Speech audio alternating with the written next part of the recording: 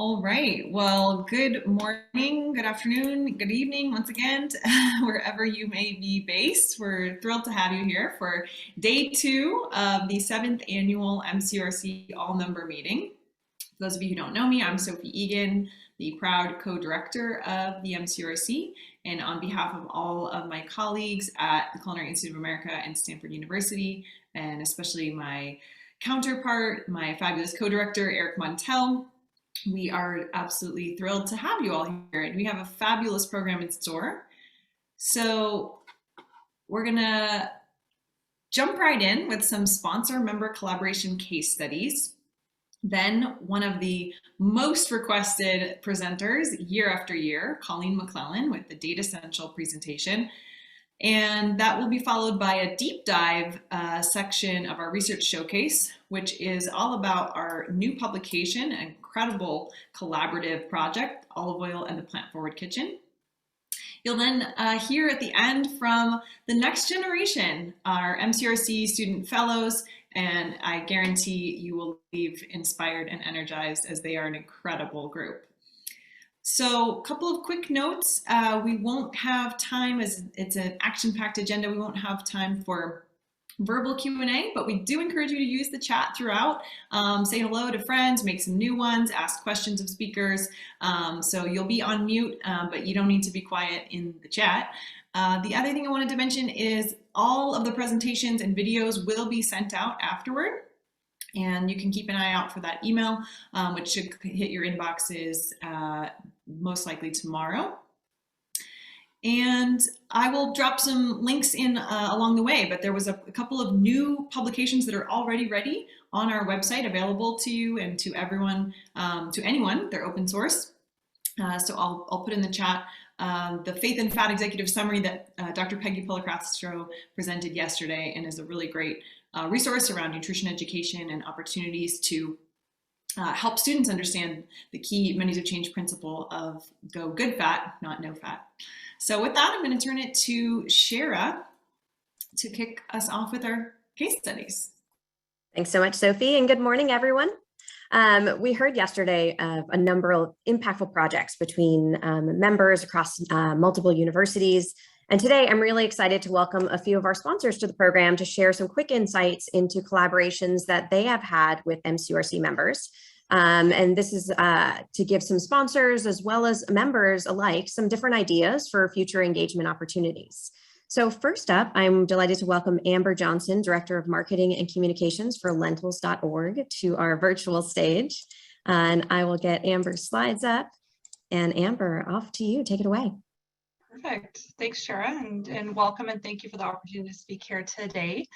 So today I'm going to briefly outline some collaboration that lentils.org had pre-pandemic with Michigan State University and showcase that a little bit.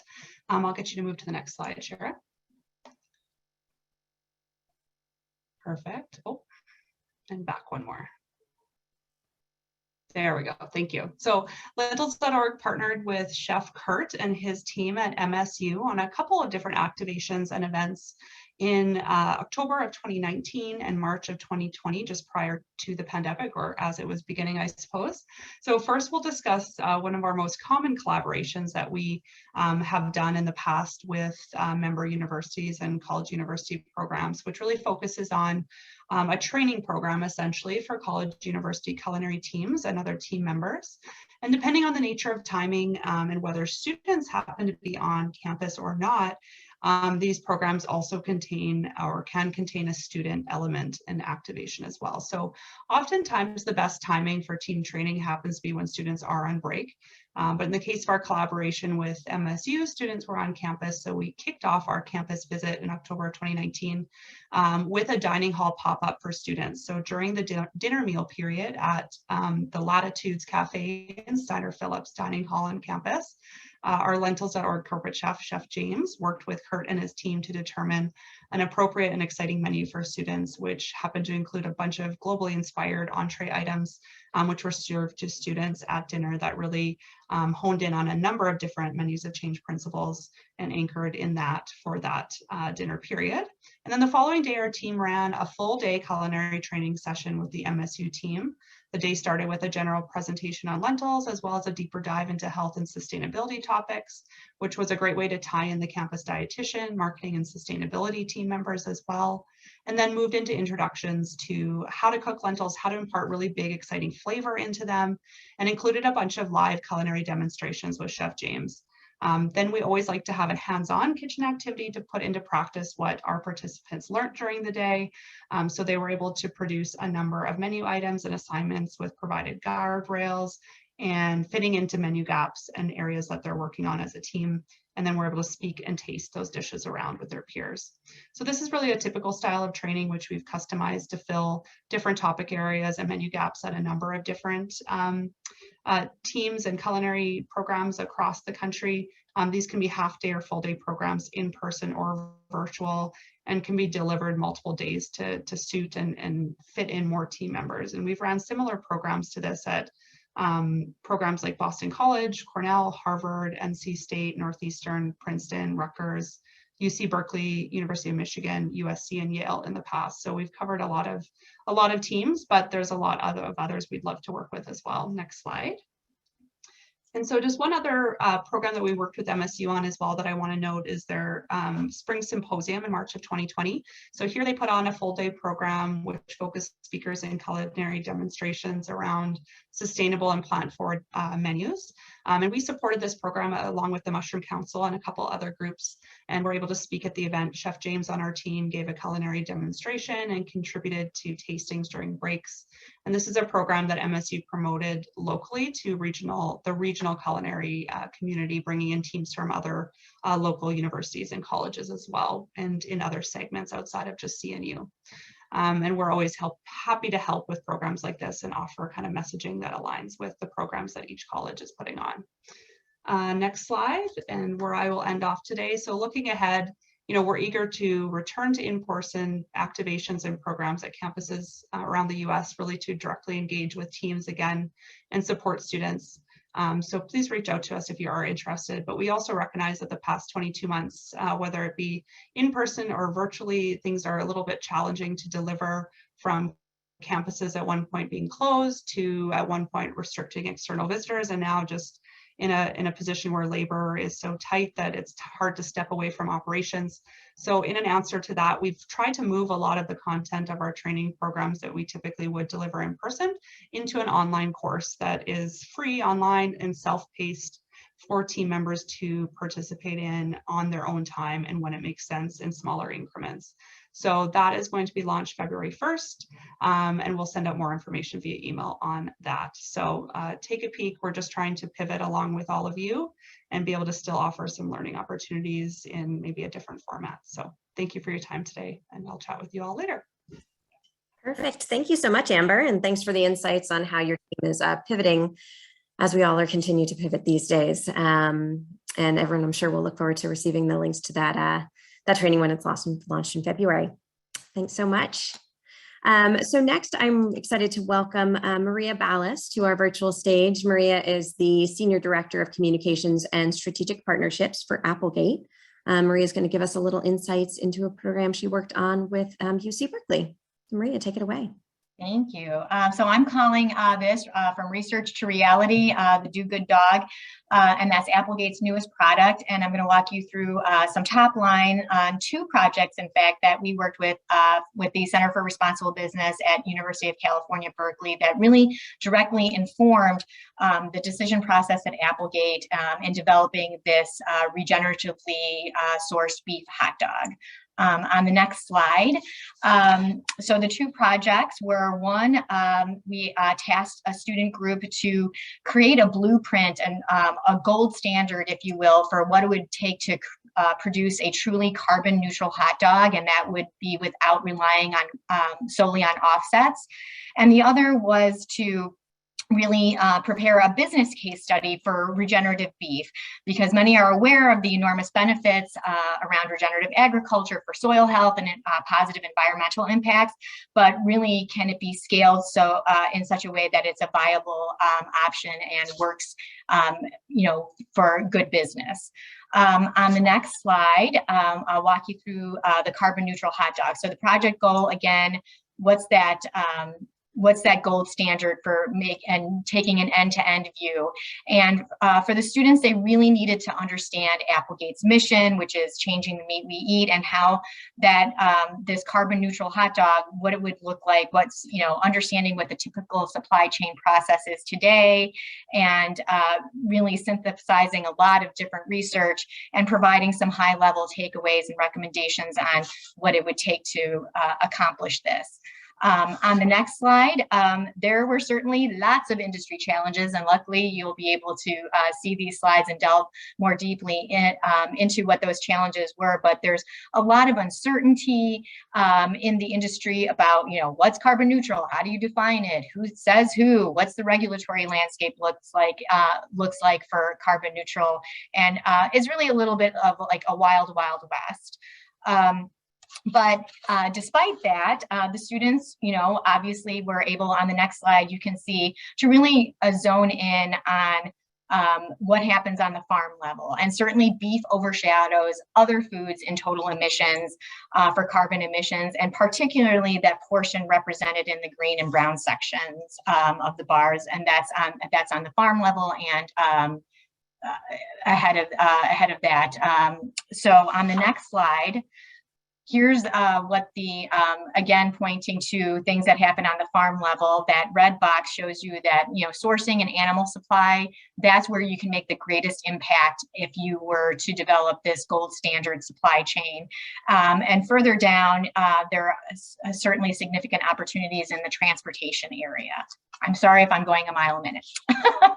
On the next slide, basically, what the students, with all the research that they looked at and synthesized, is that they came to the conclusion that if you're going to, if at the farm level is where you can make the biggest impact, the way that you can make the biggest impact is through holistic management, and that is the gold standard if you wanted to create a carbon neutral hot dog. And the path to a carbon neutral hot dog really needed to go through regenerative agriculture. So on the next slide, there are some more key takeaways. Tracking emissions would be a critical first step in reducing emissions across the supply chain. Offsets would probably still need to be, part of the equation in terms of achieving carbon neutrality. But again, regenerative agriculture is sort of like the gold standard, and that's what you would need to pursue to get to a carbon neutral hot dog, which leads directly into the second project, which is develop a business case study. What are the goals? And the students, again, really looked at, and provided a really clear-headed view of what the opportunities and challenges would be to scale up regenerative agriculture. And we'll need to just wrap up on Sure. the next one here, Maria. Sorry. Sorry, no problem. So, there are a lot of pinch points on the next slide. Certainly costs is one of them. Even the Biden administration is talking about meat processing and the consolidation. But, the good news is that there are lots of things that we can do if we all work together. On the next slide, all different groups and stakeholders. And all of that has led to, on the next slide, the development for Applegate, which just launched the Do Good Dog, coming from regenerative, verified U.S. grasslands, and coming in March in 2022 is our Do Good Burger. So consumers. Oh, the refrigerator, right, the refrigerators. So that is that, and both of these case studies will be available on the Applegate website in the coming weeks. Perfect. Thank you so much, Maria. Sorry to rush you at the end there. No, that's okay. A lot of great information to share, and I'm sure the teams will be excited to look further at the studies once they're available on your website. And this deck, of course, will be available on the MCURC site as well. So last but certainly not least, I'm excited to welcome Gina Tome. Gina is the business leader for the future of food at Nestle Professional. Going to tell us a little bit about a collaboration with the CIA. Thanks, Shara. I'm definitely here in beautiful Cleveland, Ohio, with about 2 feet of snow on the ground. So I'm looking forward to having a do-good hot dog on the grill in the summer in a few months. So thank you for inspiring us. That was really good. So today I'm talking to you about Sweet Earth, which is our plant-based brand at Nestle. We really encourage our community to be kind to their bodies, to others, and the planet. And on the next slide, just I think most of you are very familiar with this brand in some way. We've probably talked about it, but it's really our mission is to inspire a modern culinary movement by food that's truly good in every sense of the word. And I really remind our team and our partners that are out in food service that we're on a mission to break the perception of plant-based being bland. And on the next slide, you can see how we brought that to life with our esteemed partners at the Culinary Institute of America. This is, of course, as you can see from the visual here, in the middle of the pandemic, December of last year. And we worked directly with the culinary staff there to bring to life our products on the menu at The Egg, which, if you're not familiar with The Egg, it is this incredibly cool space at the Culinary Institute of America. Our future chefs of America really get to taste and experience new products. And we were lucky to partner with them at this pop-up event on the New York campus. So the next slide really brings to life how end-to-end we partnered with the Culinary Institute of America. So we really worked to help take as much thinking and planning off of a team's plates with labor issues. So we actually partnered directly with the instructors to facilitate the recipe development based on the pantry items that are in The Egg for true operational execution ease. The menu was then prepared by restaurant associate staff, but also the Culinary Institute of America student workers, which was really impactful and meaningful for us and for the students. The menu that you see there, we had 3 items. You'll get some visuals in a moment, but the next slide actually then shows you what the activation was, which I think the students really took away some fun, unique impressions from this experience. When you walked into The Egg, you saw some impactful table tents that not only linked the product and what they were getting ready to eat, but also the impact on the carbon neutrality of each of those items, which was really important and meaningful for the students. They also were encouraged to scan a QR code. They got some fun free swag. What student doesn't, college student doesn't love free swag? And they were asked to take a survey to tell us about their experience. We also had a great partnership where the social media channels of The Egg and Culinary Institute of America encouraged students to attend the pop-up event. The next slide tells you what the impact was, which was over 100 menu items were served on just one day for these products, which was really important. It was actually a Sunday, so it over delivered on what the typical meals are on a Sunday at this location. And it was, again, incredibly received by the students. We had 75 mindful chicken stir-fry bowls, 40 awesome burgers, and 40 pizzas featuring our awesome grounds, all plant-based products, and a nice alternative to students that were seeking that at The Egg. The next slide is really just a summary of those results. We had incredible feedback from the Culinary Institute of America chef instructors and the students that participated in serving. We are now expanding the program to offer Sweet Earth across all 3 campuses, which is really important for us to continue that partnership with the CIA students, giving those alternative proteins on menus another option. We've got 2 pop-up events planned for 2022, so continuing the momentum. Actually, the next one is in February, and we're really encouraging everybody to make sure that partner with me, let me know how I can help support you in any way possible. Yeah, thank you so much, Shara, and look forward to hearing from people. Great, thank you so much, Gina, and thank you so much to all of our quick rapid fire collaboration stories. I hope this gives a little insight into some ways that your organization may be able to collaborate and work with one of our sponsors on a pop-up education, research, new product development. The sky's the limit. So thank you all so much for those insights. At this time, it's really my pleasure to hand it off to Colleen McClellan, who is Director for Data Central And Colleen's going to give us a presentation and update on the 2021 Plant Forward Opportunity Report, which was actually collaborated on with the CIA and MCURC. So Colleen.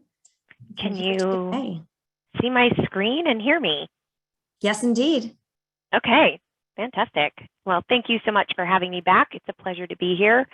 So let's get right into it. Our Plant Forward Opportunity Report, just as a reminder, is an amazing collaboration. We've been doing this now for a couple years, and I believe actually in the midst of a refresh, actually going into 2022. So this is fielded in May of 2021 with 1,500 consumers.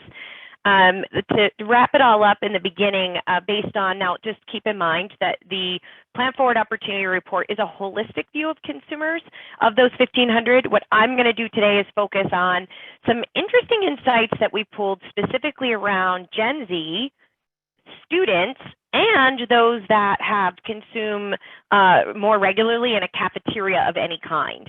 And there's some interesting results to dive into that in the Plant Forward report, that PDF that's available through CIA, that's going to be looking at the consumer more holistically. So this is kind of special for you guys in terms of a deep dive. But the ultimate learning from the study is that choice architecture has to be delicious. We all know this, right?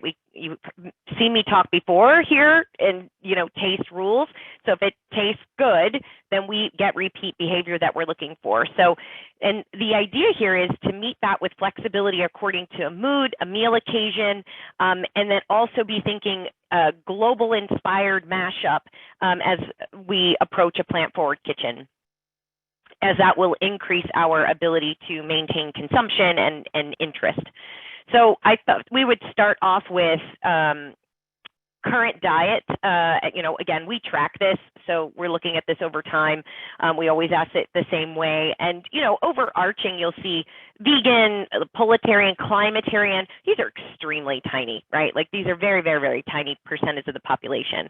But what's interesting to take away here is if we look at just the Gen Z, you can look at millennial, but look at Gen Z, there are more of them. So as we go from boomers to younger, it is our younger consumers that are leaning more heavily into, say, vegan, vegetarian, or I only eat chicken as a protein, and also are statistically lower than the Gen Pop to be identifying as a pure meat eater. They're right on par as flexitarians. So I highlight those three numbers in blue so that you can see that. So we want to make sure that we're keeping in mind that though it's a tiny part of the population today, we're planning for the future, and likelihood is that we will continue to see our younger generations lean more heavily into a plant-based diet. And I also think it's really important to call out here that almost half of Gen Zs call themselves a foodie. So flavor, deliciousness, global mashup, inspired cuisine is all relevant to them. But I will say that that is less than the millennial population. So they're not as foodie forward as millennials, but we shouldn't ignore that. We're talking about just about half. So I also wanted to understand, this is a little beyond plant-based, but that Gen Zs are likely to be interested, or less likely, right, in those areas of like low cholesterol, low, no sugar, than compared to the general population. What they stand out as more important to them in terms of specific food attributes would be gluten-free, plant-based, lactose-free, but not your typical suspects like high in fiber, high in protein, healthy fat, rich in vitamins. You have to just keep in mind that this audience is still very young, so they're not yet worried too much about salt, sugar, fat, right? What they are interested in more than anyone else is that plant-based, gluten-free, lactose-free, largely obviously allergen, right? Versus say trying to control weight specifically. If we look at their consumption, so we're looking at Gen Z in that gray compared to those that say they are daily eaters of animal protein. How often do you eat each of these? What stands out in the bolder white is Gen Z are more likely, compared to daily eaters, they're also more likely in some instances compared to X and boomers to say they eat beef, veal, pork, or lamb, chicken, seafood, and animal-based dairy products. they are less likely to say they eat daily fruits, veg, whole grains, nuts, legumes, other plant-based proteins, but they are higher to say plant-based meat or egg and non-dairy substitutes. So this is a little bit of an interesting dynamic that we have here, is that one would think, millennials basically lead the category for all alternatives. But the Gen Zers are, and again, I think it's just a time period in their life to say, only 47% say that they are, and that's equivalent to X, but like it's our boomers that have always done a good job at eating fruits and vegetables compared to anybody else. And you see that sort of, it declines a bit at X, and then we get better with millennial, then it drops down to Z's. Keep in mind, Xers, parents of Z's, their percentages are about the same. So it's just, we want to focus on how do we help them, I guess, get more fruit and veg in their diet from a daily standpoint. Now, specifically focusing this on full and part-time students only. So they don't have to be Gen Z, they just have to be a student. And we see kind of this push and pull going on with the percent who say they want to increase certain proteins as well as decrease. So we are not in any way, shape, or form among students with a unified, everybody is trying to decrease the amount of, say, animal proteins, and everybody wants to increase their use of plant-based protein. What we're seeing is that if you look at the middle being, I'm not really going to change, most people are saying they're not changing. On either side of the spectrum, you've got, like, again, fruit and veg, number one thing that people want to increase, and it's also the one that they most likely don't want to decrease their consumption. Same for whole grains. But then when we start looking at like meat and poultry, we almost have the same amount who want to increase as also want to decrease. So just try to keep that in mind, that most aren't looking to really change their behavior of consumption outside of fruits, veg, whole grains. The plant-based analogs, the egg substitutes, seemingly pop for Gen Z and students. So that was also an eye-opener to me, to learning more about that, the egg piece kind of popping for them. With regard to perceptions around animal-based protein being better, tastier, healthier, how you would read this, and now what you're looking at are the charts are related to total population with the call-outs on the left and right. So where there was a statistical significance. And so you can ignore millennials and boomers if you want. This is focusing on, I prefer animal-based protein over plant-based protein. More Gen Z disagree with that statement, whereas I prefer animal-based proteins is more agreed to by boomers. So I am calling out that 19%, not that 19% is high, it's just more important to call out the fact that of all the demographics that disagreed with that statement most, statistically higher were Gen Z. They also are more likely to disagree that I prefer the taste of animal-based protein over plant-based, even if both are well prepared. They also disagree that animal-based dairy tastes better than plant-based dairy. And then lastly, that animal-based is healthier source of protein than plant-based. Now, I'm not suggesting that majority, right? Just keep in mind, I'm not saying majority. We have less than a fifth of Gen Zs disagreeing with these statements. We just call it out when we go, interesting, there seemingly is a cohort within Gen Z that are not believing these things, whereas your millennials are more likely to say, yeah, animal-based dairy tastes better, animal-based protein is better, and for a complete source of protein and also a healthier source of protein. And that's, I guess, half of millennials believing that or more. That's a large group of people. So there is a bit of a perception issue around plant-based with younger consumers even, around whether or not the protein is satiating enough, if it is a complete protein or not. So we have some education to potentially do around those plant-based protein forms in terms of it's just, is it better for you health-wise? Is it a complete protein? And is it going to keep me as full? And we saw that last year actually as well. So if I now think about which are most satiating, do you agree or disagree that land animals are more satiating or beans and legumes? We see here that, and this is for our Gen Z here, are more likely to not feel satiated actually by seafood, beans, carbs and veggies, but more likely than Xers, they do think that plant-based is filling, but it's more likely that millennials say they're not filling. So there is just some work we need to do around, and basically satiety is that if I eat it, I'll feel hungry within 2 to 3 hours. So there is a perception around just, these things aren't going to fill me up. About half of consumers believe that plant-based protein is more sustainable. Only 46% of the Gen Pop believe that, but 58% of millennials and 58% of students. Then 59% of those with higher income, and also half of Gen Xers, if you care about that. Just wanted to ground you in some other points of comparison here. So it isn't unified, and it certainly isn't all, but it is majority when we look at students and millennials compared to Gen Pop. So then we ask consumers about if we reduced our consumption of meat and we increased our consumption of plant-based, right? And that could be fruits and veg, whole grains, nuts, beans, you get it. Would we fill in the blank? Would we be healthier? Would we have less of a negative impact on the environment? Holistically, compared to the prior year's report, these numbers are down. 62% say now that they would be healthier. 56% say it would have less of a negative impact. I can't exactly explain why our population has altered their perception over the past year, but when we look at it from a cafeteria user, Gen Zs, or students, you're going to see the opposite is true. So 55% of Gen Zs in total think we'd be healthier, it'd be better for the environment.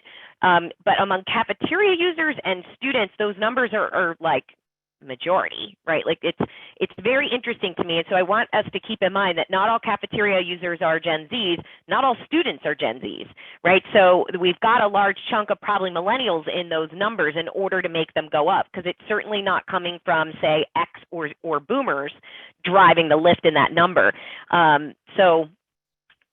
Most of Gen Z also agree, but it is 1/5 completely don't agree, and that aligns with boomers, which was interesting. So again, you're at that 19 or 20% that say they completely disagree with these two statements, and that they were just in line with the amount of boomers that said the same thing.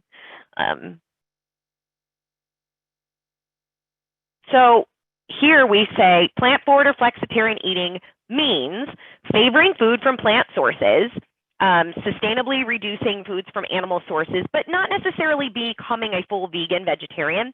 Here, about 44% of the Gen Pop agree with that statement, 39% of Gen Z. However, again, go back up to the top, little more than half of students understand this concept, as well as 71% of cafeteria users. So for those of you that are in this business, right, you're either, you've got people coming in and out of the cafeteria, you're also dealing in the world of students. It makes sense that you would see such a large positive reaction to all things plant-forward, plant-based, sustainable, environmentally conscious. However, when we look at Gen Z as a total population, this could be they're either not students or they haven't yet gotten into the university level yet because they're younger. They're not all on board yet. And so it'll be very curious to see in the next coming years where the Gen Z cohort is, closer to getting to more than half of them at that pre-adulting, adulting stage in life, to see how that opinion continues to morph. Gen Zs, especially students, are open to plant-forward eating, so it's not an issue of like, I refuse to try, and you can see the numbers off to the right-hand side there. 68, 67, 56% say things like, I'm open to trying a dish with a mix. So it doesn't have to be all plant protein. It could be a mix of animal plants. So think of, falafel type things, or, like mushroom beef combos, opening to trying dishes that feature dairy alternatives. And also I prefer dairy alternatives over animal. 56% of students say they prefer dairy, the non-dairy plant-based, which is interesting. So I think largely that's going to be milk and coffees and teas and things versus, say, vegan cheese, but preferring that alternative is much higher among students than Gen Pop.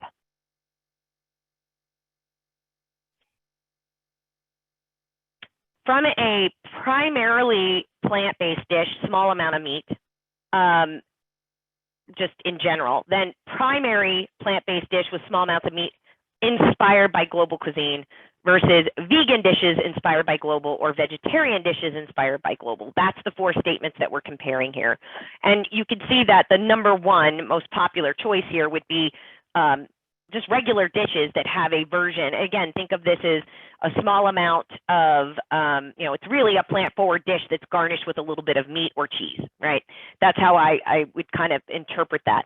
So if that's the number 1 among Gen Z, and it's also the number 1 for cafeteria users and students, but cafeteria users and students find, half or better find it appealing, the other 3 options as well.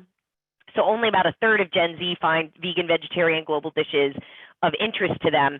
But, certainly in your universe, this is better than 1 in 2 students walking in the door or cafeteria users. So this is areas that we basically we need to find a way to kind of accomplish all 4 in some way, shape, or form across the week.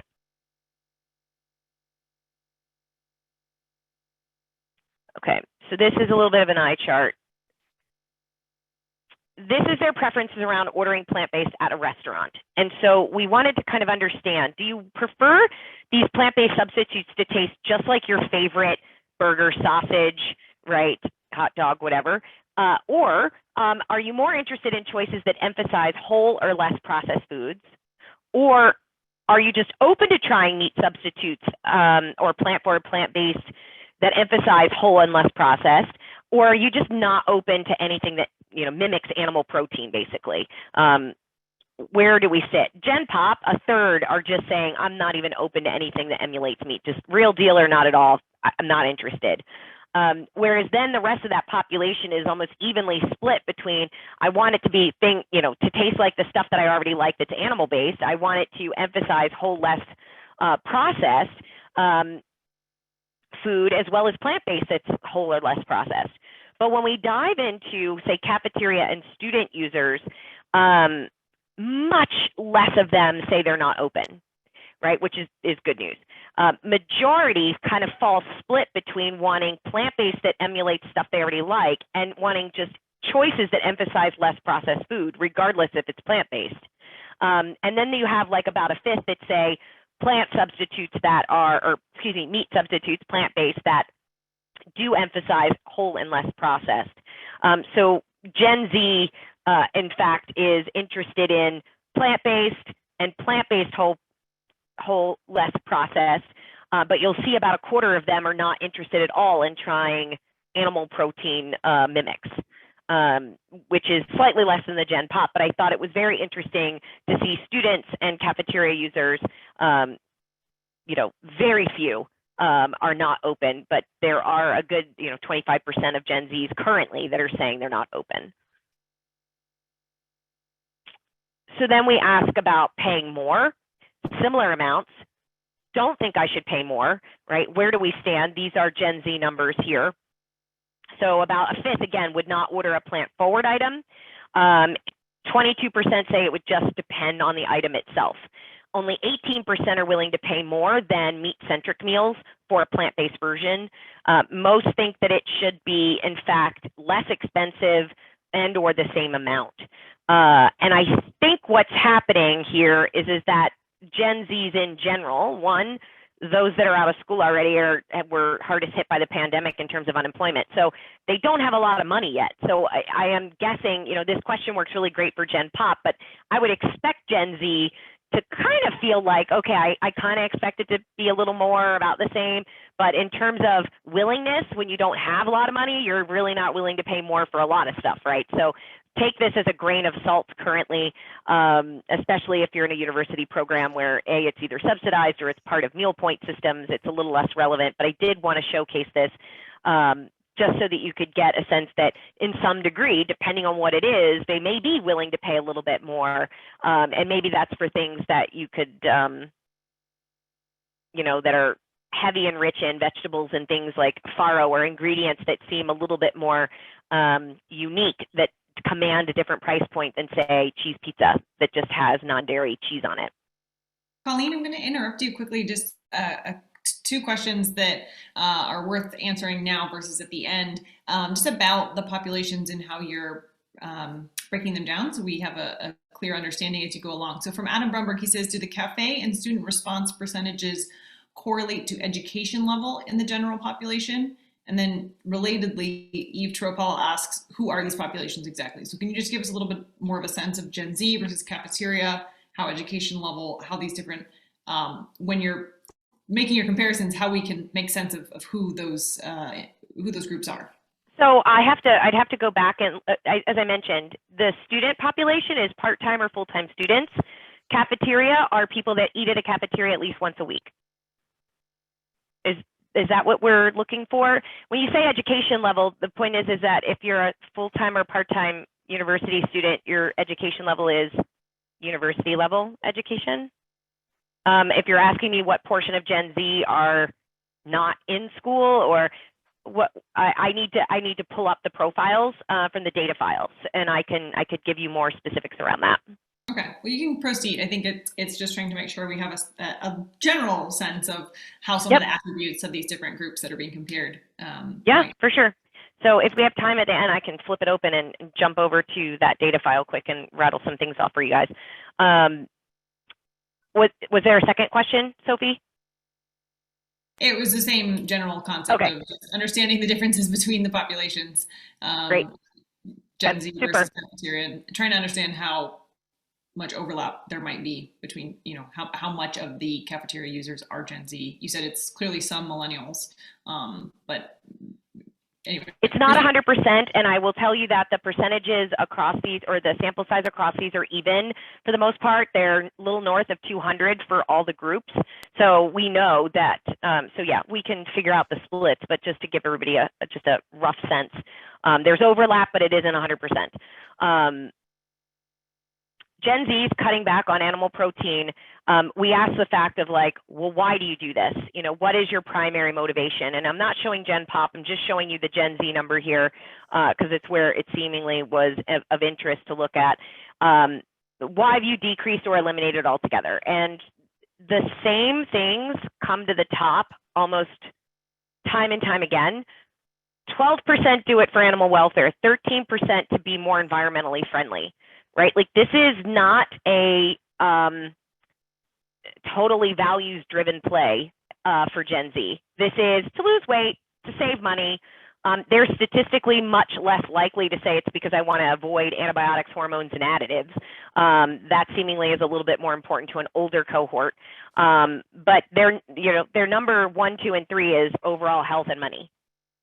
And I think that given their life stage, makes a lot of sense.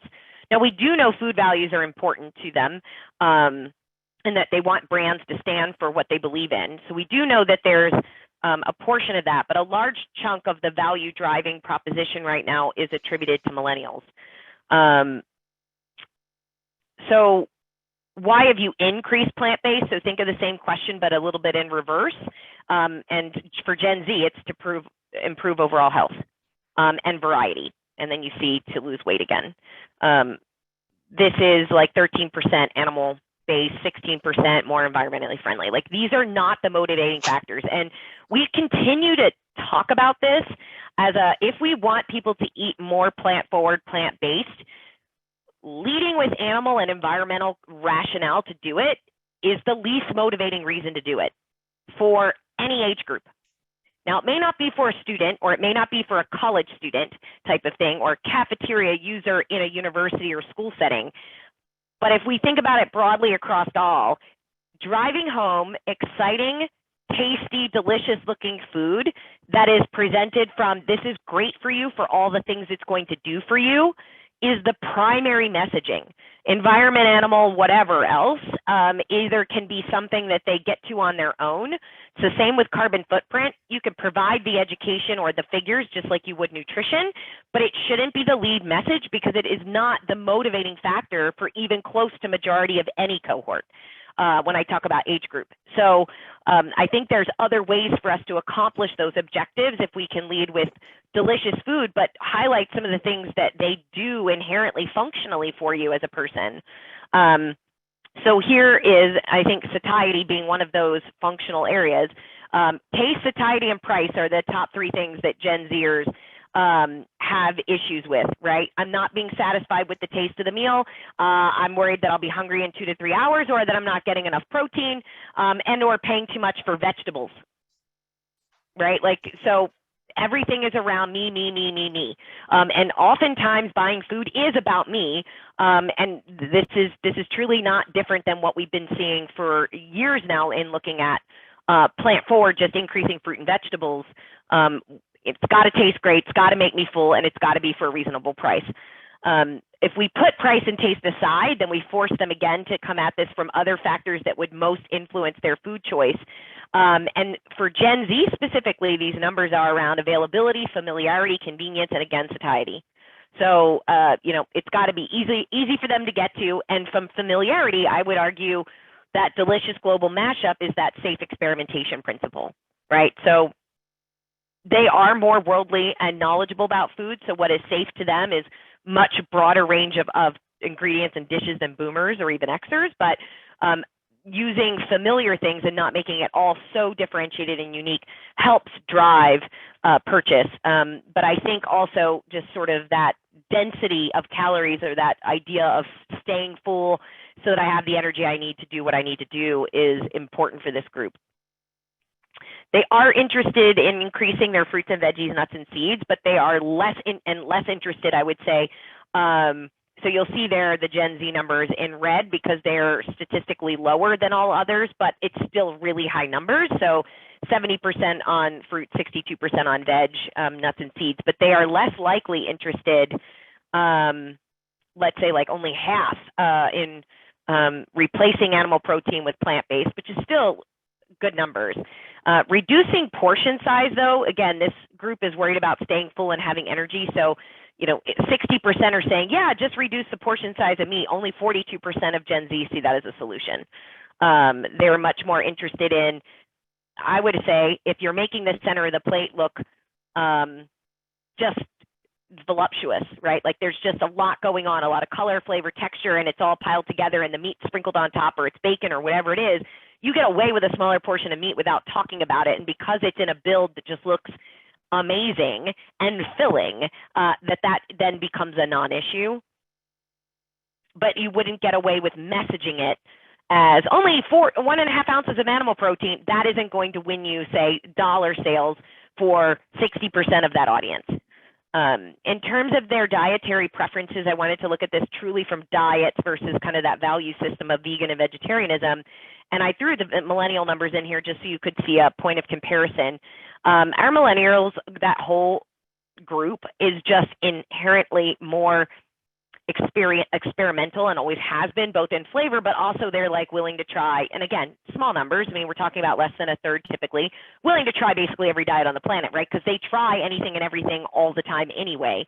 But your Gen Zs, they are more likely to, out of all the diets that are here, low carb, sure, intermittent fasting, but higher than Gen Pop for low carb and climatarian, raw, keto, South Beach, Atkins, and then you've got your paleo, Whole30. So there's more of them than the Gen Pop, but not statistically, yes, it's different, but 16 versus 21%, we're still talking about a fifth versus a third of millennials, right? So they're not nearly as active in this space as millennials. But I highlight the carbon climatarian because I think that providing this has more to do with your brand and what you stand for than the motivation for them to buy a single item, I think. So this becomes like, I feel good about buying items from you because of your total brand value system versus me selecting the one item that has less of a carbon footprint. And we see this because 70% of Gen Zers are eager to see food brands specifically tackle key issues overtly. Like they feel, compared to Gen Pop, that whether it be human rights or gender equality or supporting education, they are looking for this community to kind of take a stand on whatever your feeling is. And I would put the environment in this bucket. So the cues that you give about recycling and sustainability or sustainably sourced, like all those things are great because they stand more for them feeling good about you as a brand, as an entity, than buying one single dish that does that. So I think if the dish is focused on filling me up and being full of great things that do great things for me, and oh, by the way, yeah, sure, it's lower in carbon footprint, and it also is less processed, and it's good for you, right? It's going to give you energy and keep you full. And I'm buying that from an establishment in which is surrounding itself with a environmentally sensitive message. That's a bigger win for us than tying it one dish at a time. So to close out, or just to summarize, you know, basically, especially our Gen Zers, they are still figuring out what they want from plant-based. We know at a minimum, taste, convenience, and satiety keep them full. More education around the quality and the benefits of the plant-based food and also the protein. The flexitarian strategy and blending is definitely a solid way forward. And then, of course, is that they're looking to increase their whole plant-based foods more than, say, processed food. So if we can lean into that, I think all of those are, quote, what I would say, safe bets. These are not putting you out on a limb. You're not taking big risks, and yet big return. And then also just, you know, supporting the movement in terms of graduating us as a society to eating a more diversified diet, rich in plants. So I'm going to stop sharing on that end and open it up to questions. Yes, Colleen, we have a flurry of questions. Fabulous. Thank you so much. That was outstanding. So beyond the kind of questions that have come up just about understanding who the different populations were, which, you know, we could get into the weeds on, I think there's a couple of interesting questions here about definitions. So one question was from Amber Johnson about satiety and how that's a bigger part of the conversation, and that's really kind of an interesting nugget. Do you know how much of general population or students actually know and understand what satiety is, or the importance of it? How much? Oh, I think it's just AKA I want to feel full and I don't want it. We defined it as hungry within 2 to 3 hours, right? But do I think they know quantity of a protein that equals that, or like what? No, absolutely not. I think they barely understand that, you know, what the right amount of protein is. I'm fairly certain that that's even just linked to more better, which we know is not, more better is not necessarily the answer, but I think for many consumers it is. So portions and not being hungry, essentially. Yeah. So then there's also a question around definition. From Gillian Shalama, how does Gen Z define climatarian versus flexitarian versus vegetarian? Or if you don't have that, how did you in the survey define? Yeah, we didn't ask them to define anything to my knowledge. Hang on one second. I'm going to open up, let me open that data file too, just so we can try to answer as many very specific questions. And I don't want to read it incorrectly because there is obviously much more inside of the Plant Forward Opportunity Report itself. Yeah. So Gen Z, people were asking about that. I think birth rate 2010 to 97 is the cutoff. 82 to obviously then 96 for millennials, if that is useful to have on hand. So let's see here.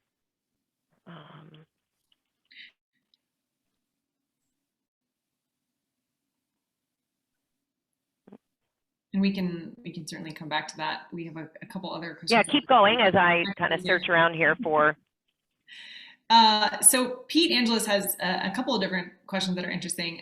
One was whether or not you've ever looked at a comparison of Gen Z responses to other generations when they were at the same life stage, right? So this has come up in past MCURC meetings, like how much of this is unique to being in the period of one's college years or student years versus Gen Z? Yeah, I mean, sadly or unfortunately, however you want to say it, we weren't studying this topic when Xers and Boomers were in university.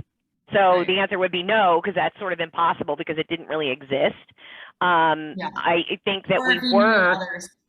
Yeah, like then it would be millennials. And the answer is, well, hard to say, because millennials were, as I continue to kind of marvel in, they are a weird little unit. I love them, but they are a little quirky, right? Quirky from the standpoint of like all things food and beverage, whether it's healthy, over the top, doesn't really matter. I'll try all of it. I'll tweet about it. I like adore it. I'll novel about it. Like no other cohort does that. And it was very unique to the economic climate in which they were brought into the world to fend for themselves.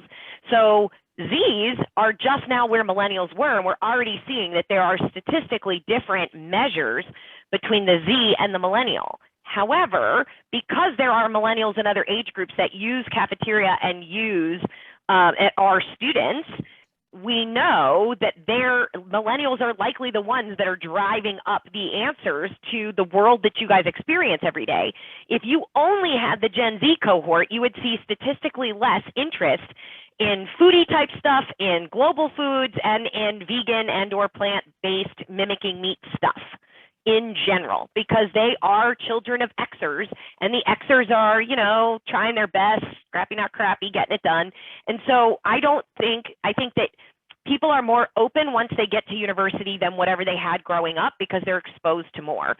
Once they're out of school, if they choose to go, and they're on their own dime, yeah, choices become slightly different, but not for millennials. They could be unemployed and still pay $8 for a latte. We've seen that, and that's like mind-boggling. But I don't think Zs are that way. They're a bit more of that practical of where I put my money, like, oh, you know, and they're thoughtful about it. Not that millennials aren't, it's just that millennials value that on such a higher level than an X or a Z. Mm-hmm. So to some degree, yes, being at a university age or stage of life, because money is coming from mom and dad, or a meal card and it's not actually my cash, or like whatever, that divorce of price to choice is real, and therefore more likely to experiment, throw out if I hated it, try something I'm not sure I'm going to like because I got 5 things off of the cafeteria line in order to experiment with that, but I'm going to fill up on this. They're more likely to have that rounding life experience that they also do with just living with strangers if they choose to live on campus. So I think that they're moldable in this time period. That's great. And it is linked to that time of life. But I also think that, yeah, when it's their own money, times are hard, employed, not employed, living back home, choices start to evolve for Gen Z. But we'll continue to watch because it's a very tiny sliver that are actually out of school, you know? Yeah, thank you. That's great. And Pete notes too that, you know, of course, there's going to be impacts of the pandemic. And Elaine notes that, to your point, we'll have to just keep studying this for the next 20 years and see how it goes. Exactly, right? Like I would love to be able to answer that question. So we will continue to be monitoring like as we get more people into it, because I agree that it's fascinating, right? Just in terms of choice. A couple of questions from Adam Brumberg, who you can always count on for great questions. So thank you, Adam. Going to some of the early slides you shared, he's wondering if you have, you noted that over 50% of the total say they eat fruit and veg each day. Did you combine that category, or do you have a breakdown of fruit versus vegetable? I did not rate the survey, so let me, unfortunately, because it's a fun project. If I know Adam, his hunch is that they're we will look for you if it's combined. I'm trying to see I'm going to take way too much time going through here. I'll show you so you can see what I'm looking at so it doesn't seem creepy. This is what I'm combing through, so I feel like I'm not really going to get there very quickly to answer that question. But like here, questions that you can answer off the top of your head. Yeah, so here would be the example. How often do you eat the following? And fruit and veg is asked together. So it is not fruit and then vegetables. So we combined it in the survey, but not, you know, I didn't roll things up that was already combined. Right, that's common. One other quick question, no worries if you don't have it on hand. Do you have data on why they say they prefer non-dairy versus dairy? Did not do a follow-up on that. So clearly, again, just to speculate though, I am going to tell you that I am largely going to guess that it has to do with weight, calories, and I'll do almond milk in my coffee versus heavy cream. I have a feeling that this dairy alternative is way more linked to allergy and also just the coffee shop movement, more so than saying I go out and I get a slice of pizza, or I go to a Subway or a Jimmy John's and try to find out if they have their American cheese slice in an alternative form. There's those that have to do that and either just skip or avoid, but I think it has, especially with the Zers, I think this is a coffee beverage movement, smoothies and all things, that where the almond and oat milks and things are being presented and taste good and less calories, maybe less fat, whatever.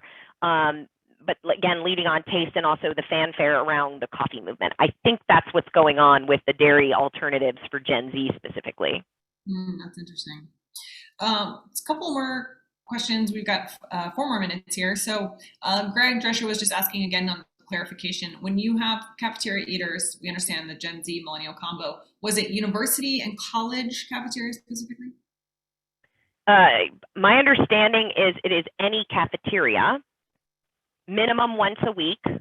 And so a cafeteria could have been B&I or healthcare cafeteria, or, you know, so not just university. Because again, this is a 1500 Gen Pop sample. We were trying to look at it from a bunch of different angles. And so that does sort of, you know, inflate.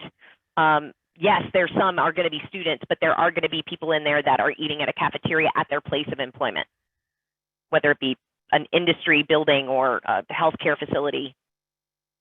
Got it. Then there's a couple of questions around subpopulations, whether geographic or racial and ethnic groups. Do you have any insight within the Gen Z sample? You know, since it's by ethnicity and region, the sample gets way too small.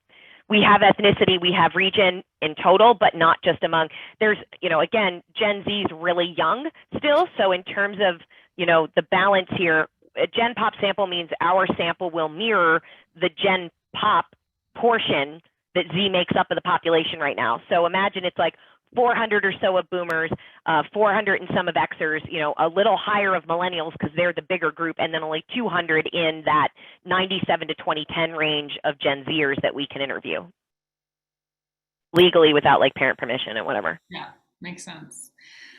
Another question from Adam, was the question that you shared about values, was that open-ended or did you limit the choices? Oh, I just have other data and other studies we've done. We have an entire keynote report right now. One is called Food Values and one's called America in Transition that gets literally into lots of detail. And so I just pulled in some of that information that's not from the plant forward research into this. And that goes very, very deep. So if you have any questions specifically, you can email me and I can look those up. Yeah, great. So definitely pointing to a lot of areas for future research, including, as Pete notes, you know, that we are particularly interested always in the Gen Z student population specifically. So not the two different groups, but actually the intersection, right? For MCURC specific dining hall. So potential future territory for additional probing there together. With that, I think we're going to move it right along. Really appreciate this, Colleen. Fantastic presentation. Lots of great questions coming through and comments. And again, encourage everyone to check out the report. I'll put that in the chat, that link, and hand it over to Ghislaine. Thank you. Thank you so much. Thank you, Sophie. Thank you, Colleen. As always, it's so interesting to see all the work that you're doing in Data Central. And in fact, I will pass it on to Jerry, right? Who is the publisher of Plate Magazine and the moderator of this session. And Shannon, if you could also pin Greg, because we will be presenting this project, the three of us. Great. Well, thank you very much, Ghislaine. It's so good to see you this morning. And good day to everyone joining us today for our Menus of Change University Research Collaborative on olive oil and plant-forward kitchen, a sauce discovery project. As Ghislaine said, I'm Jerry White. I'm the publisher of Plate Magazine. I've been involved in the food service industry my entire business career.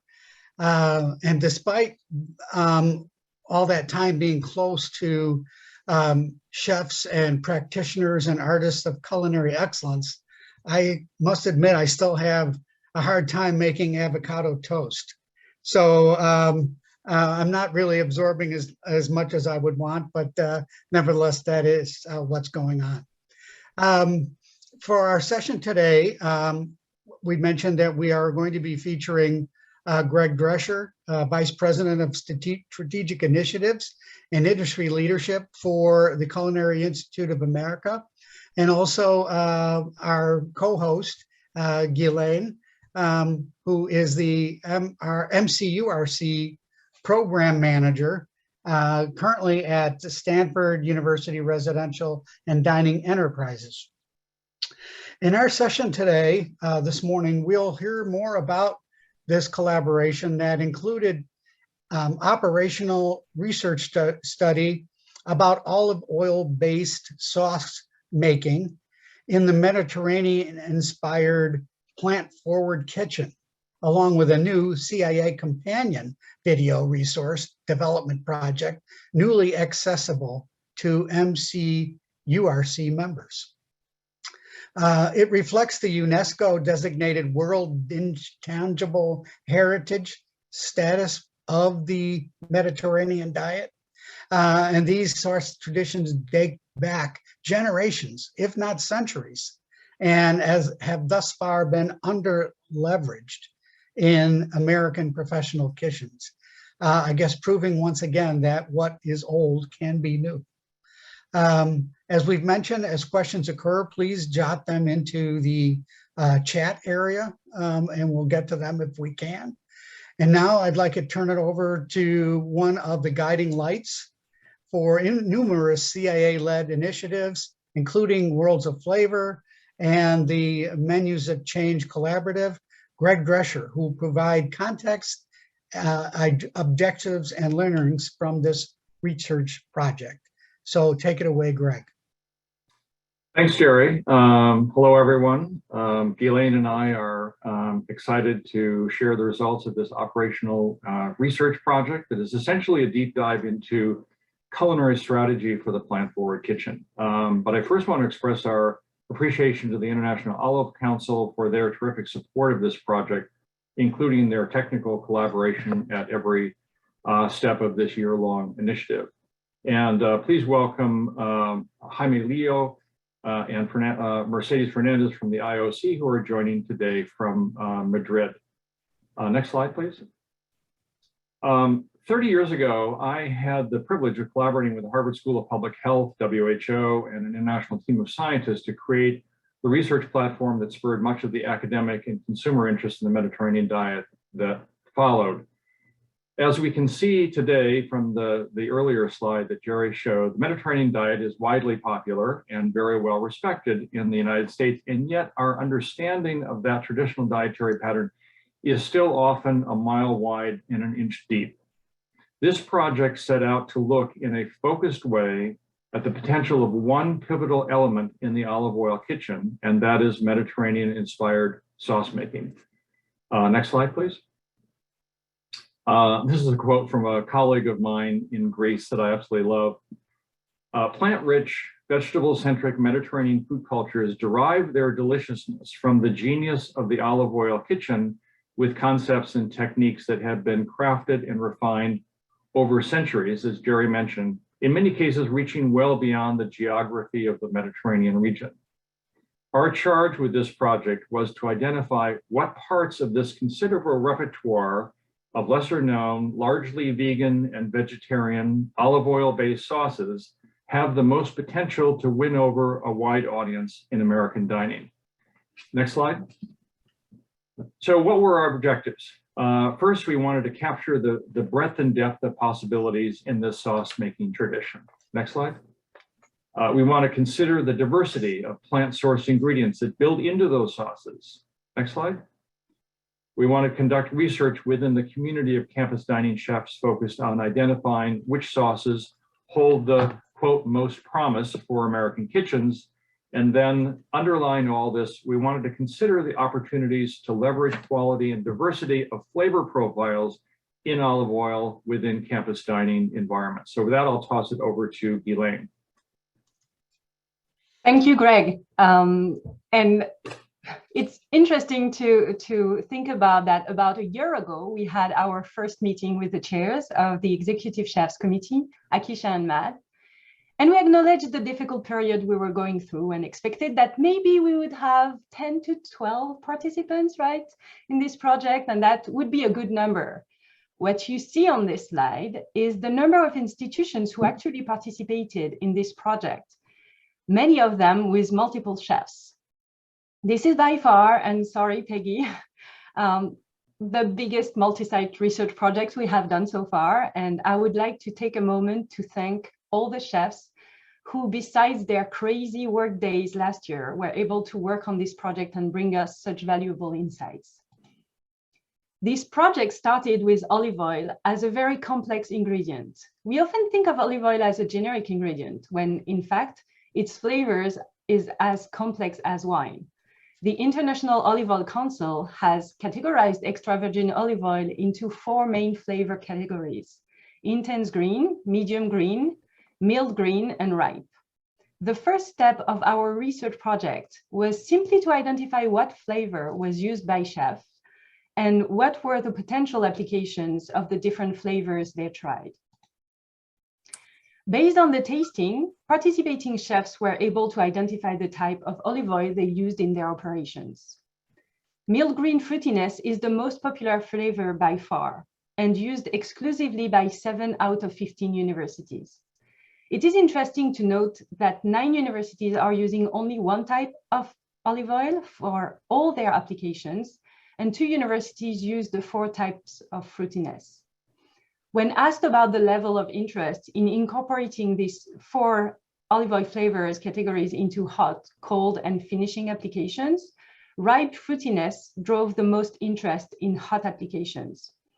Strong interest in both intense green fruitiness and ripe fruitiness suggests different usage strategies in cold applications. All flavors drove high interest for finishing applications, with intense green and medium green fruitiness showing the most interest. Most schools showed interest in using olive oil in the 4 categories to enhance their culinary program. Intense green fruitiness was judged more interesting for cold applications and less interesting for desserts. Medium green fruitiness was viewed as the most promising flavor to enhance campus dining operations. Intense green scored the lowest, but had strong interest for specific applications. Since mild green fruitiness was the flavor mostly used by chefs at the time of the survey, it might not have been seen as having strong potential to further enhance dining operations.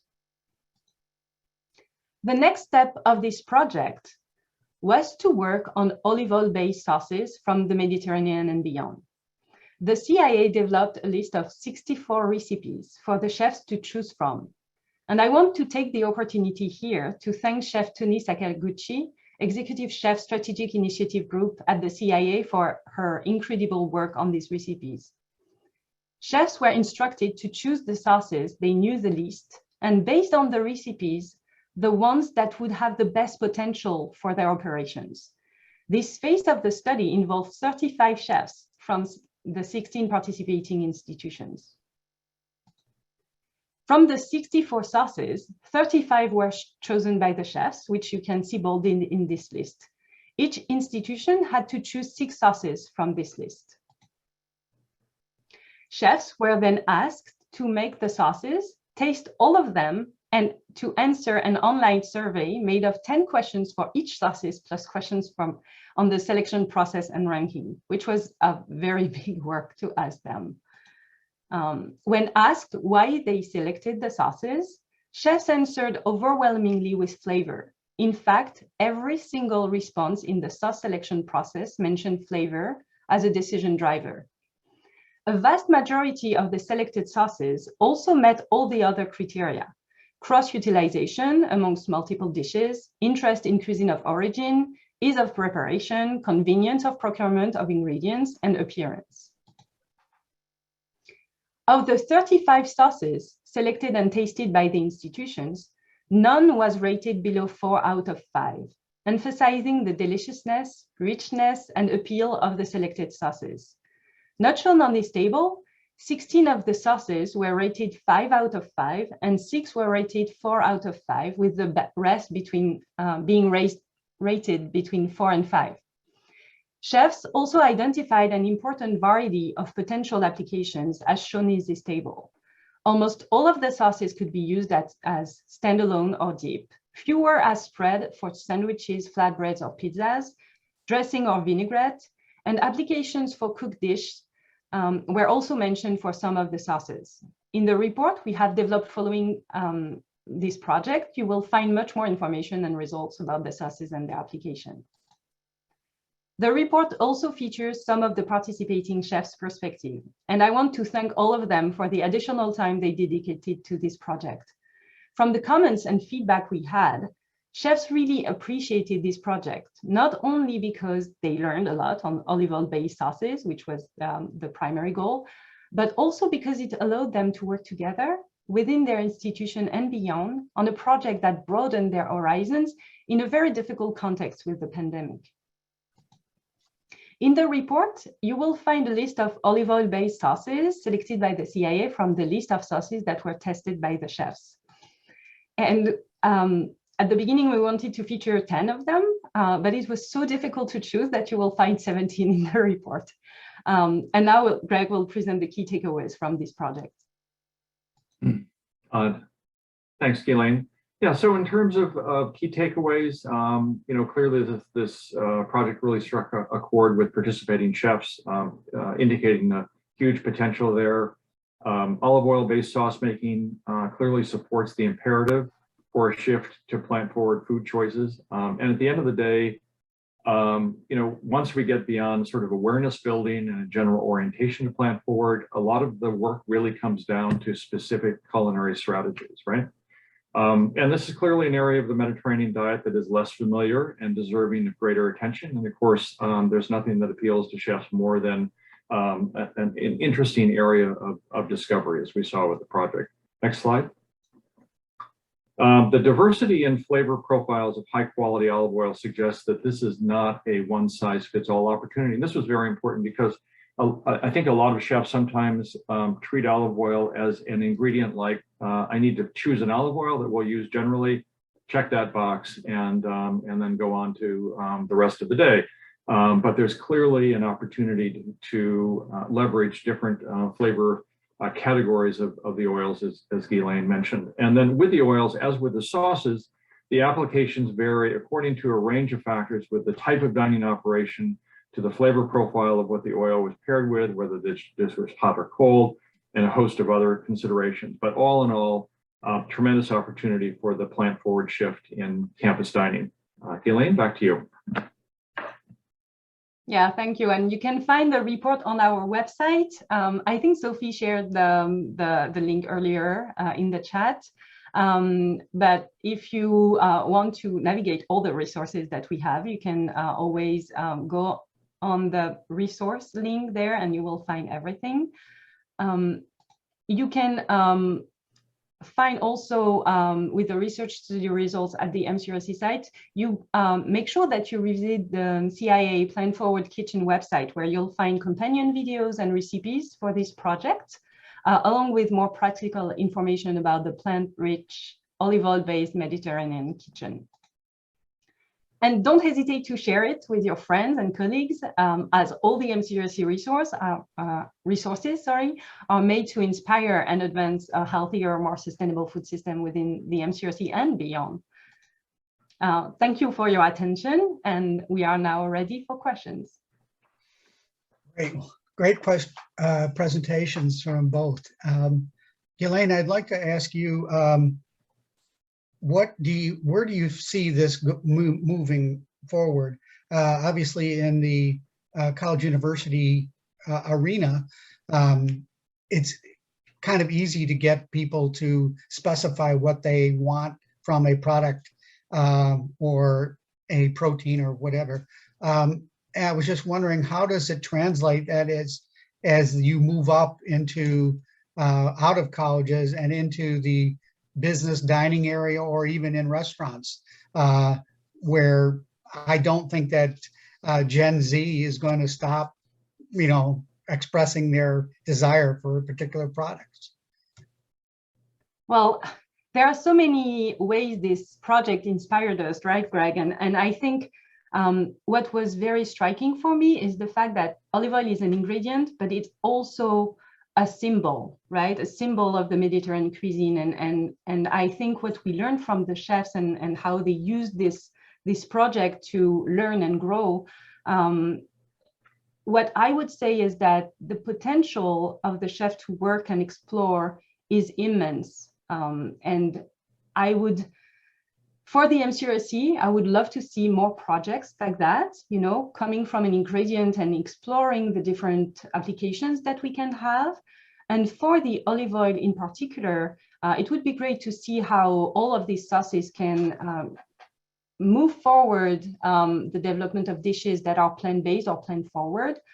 Because as we know, this is a big driver of deliciousness, and it is central, as we've seen in all the presentations this morning. So I hope that answers your question. Yeah, it certainly does. Plant Forward has certainly, I guess, taken our industry by storm. I want to also inquire about when the chefs were working with the olive oils. What was the most selected sauces that they came up with and chose? Do we know that answer? So I can, I'm like Colleen, like I need to go back to, to my data sheet. But yeah. What is a bit tricky with that question is that it depends if you look at the institutions or at the chefs, because in some institutions you had many chefs. So about the data that we've shown is really about the application, and so the chef's answers. The selection was made by the institution, so all the chefs from one institution tried the same sauce, if that makes sense. But we do have that ranking, and I can dive into the data if you allow me and ask a question to Greg in the meantime. Yes. You know, Jerry, I think the more interesting, I mean, we have that information, and you can see that in the report as well. But the more interesting thing for me is just, you know, if you look at the arc of evolution in our industry, you know, I remember, you know, going out to eat in Boston in the 80s or San Francisco, and it was such an adventure to go into, you know, the North End or North Beach or you know, a place like that where you had Italian communities, and sort of it was exotic to eat olive oil, right, or garlic, and then you look at how these things have come into our culture, or sushi is another example. And so what seemed like, you know, the exotic, and certainly Data Central has done a lot of this work in looking at plotting how something that is unknown becomes familiar and moves through the industry. You know, the world of olive oil-based sauces is a microcosm of that. And so most people know about pesto and hummus and some of those kinds of things. You're seeing romesco, a little bit more popular, harissa, charmula, some of those sauces that are showing up in fine dining and independent restaurants and campus dining and so forth. But there's a whole world out there that people aren't aware of and are tapping into. The one other thing I will add is, you know, you see this throughout sort of this adoption of world flavors, that sometimes the title of something is off-putting. Like Muhammara, people, it's like, what, you know, what the hell is that? But if you taste it, it's absolutely delicious, right? So I think that some of this will be adapting. In the case of something like pesto, we can say everybody can kind of manage that. But, you know, how we sort of assign descriptors to these sauces will be an interesting challenge. But there's an amazing world of discovery out there around the olive oil-based sauce kitchen. Mm-hmm. Do you think that some of the research that was done will lead to alternative uses for olive oil beyond what is particularly involved in sauce making? I mean, is it going to lend itself to other areas of the menu? Well, I think, you know, the other issue apart from the sauces is just the olive oil itself. And, you know, one of the International Olive Council conducted a technical seminar with these chefs.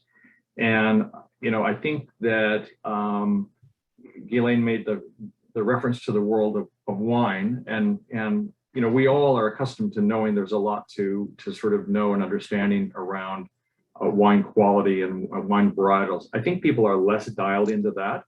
So just the opportunity to for instance, develop a strategy around stocking different types of oils, different varietals, whether it's a Picual or an Arbequina or a varietal you'll see in other countries.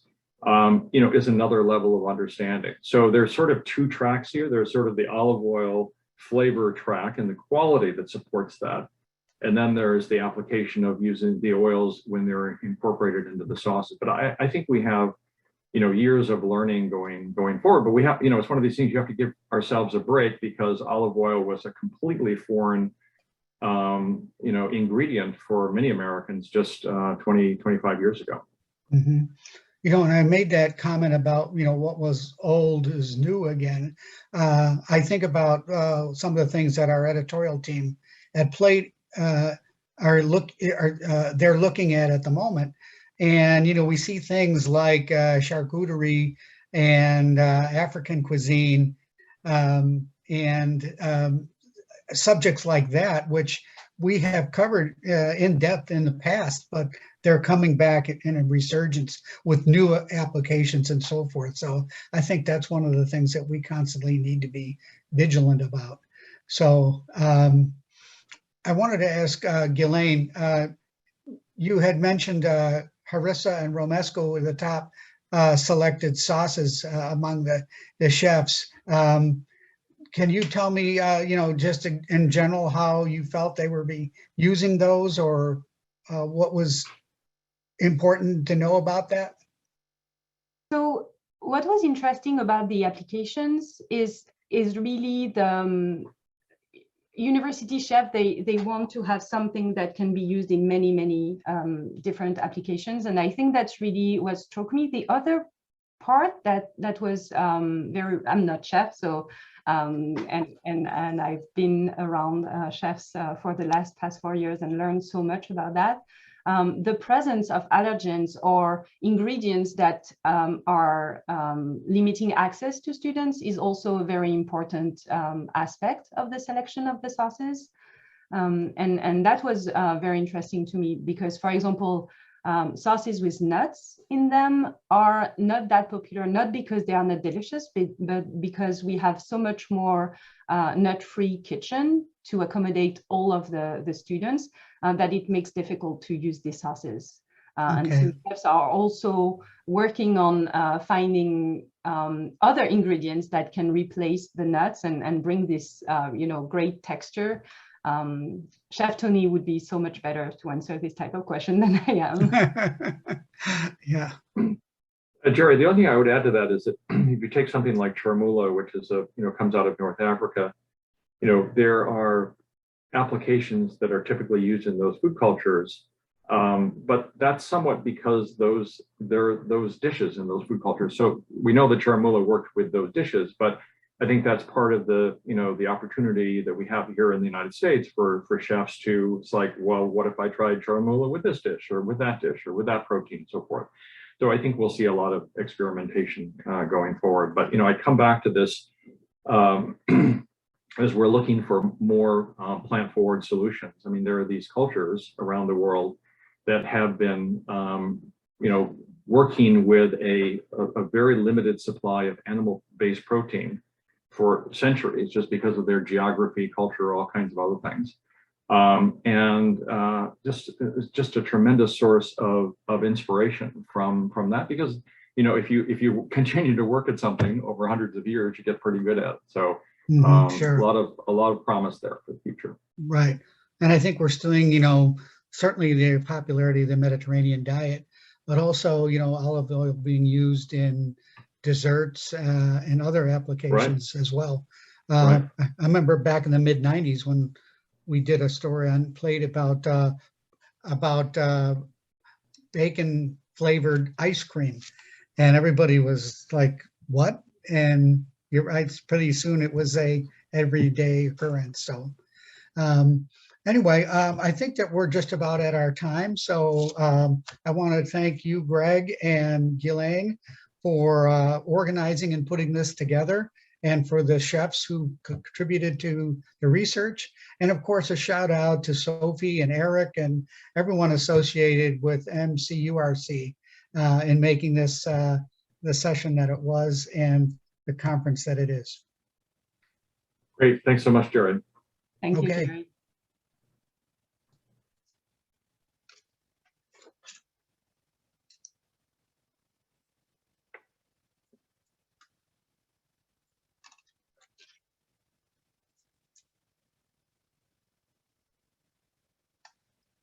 So where do we go from here, Ghislaine? I think Sophie is. Yeah, Oh, so Sophie. Elaine was gonna pass it to our colleagues in the fellows program. So Oh, okay. that's okay. Okay. I didn't want to interrupt anyone. In any case, yeah, thank you so much, Jerry, Greg, and Ghislaine. And now we will turn it over to our fearless MCRC fellows co-managers, Marcus and Charlie. Take it away. Awesome. Thank you so much, Sophie. Thank you everybody so much for being here and convening together. So grateful for the opportunity to come and share. We're so excited to meet in person, and then we're so excited that we could still meet somehow, some way, thanks to all the overhauled organization and flexibility and adaptability of MCRC. So really excited to be here. I'll briefly share my screen and then we can introduce ourselves and kick it off.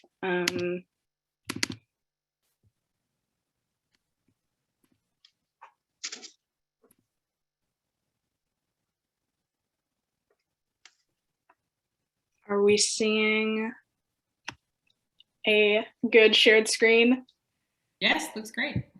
Thanks. And also just ask for everybody's patience and understanding. We're going to try a couple like fun technologically enabled little interactive moments during this.